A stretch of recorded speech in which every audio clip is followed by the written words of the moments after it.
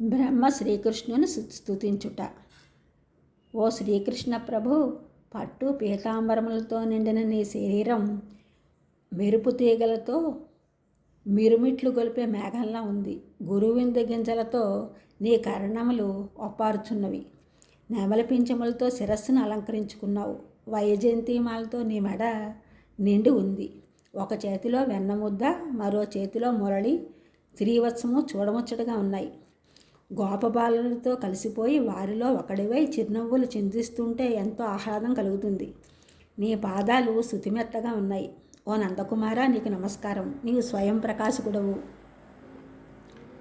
మా వంటి వారిని ఉద్ధరించడానికే అనుగ్రహ ప్రధాన బుద్ధితో గోపాల రూపమును స్వీకరించావు. బ్రహ్మనైన నేను కానీ మరెవరైనా కానీ అంతర్ముఖ మనసుతో కూడా నీ సచ్చిదానంద స్వరూపాన్ని తెలుసుకోలేము. ఇక నీ మహిమ సంగతి వేరే చెప్పాలా? లోక కళ్యాణం కోసమే నీ అవతారం. నీవు దివ్యశక్తి సంపన్నుడవు. ఎవరూ నిన్ను జయించలేరు. భక్తులు జ్ఞాన సాధనకై ప్రయత్నించకుండా, ప్రయాస లేకుండా, తామున్న చోటే కదలకుండా సత్సాంగత్యం చేస్తూ ఉంటారు.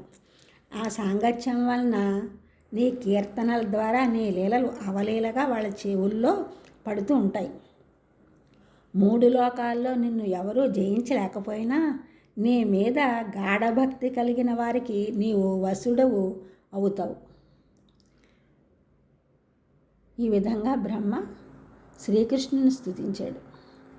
ఈ ఛానల్ చూసిన వారందరూ కూడా సబ్స్క్రైబ్ చేయండి, షేర్ చేయండి, లైక్ చేయండి, కామెంట్ చేయండి. సబ్స్క్రైబ్ చేసిన వారందరికీ కూడా ధన్యవాదములు.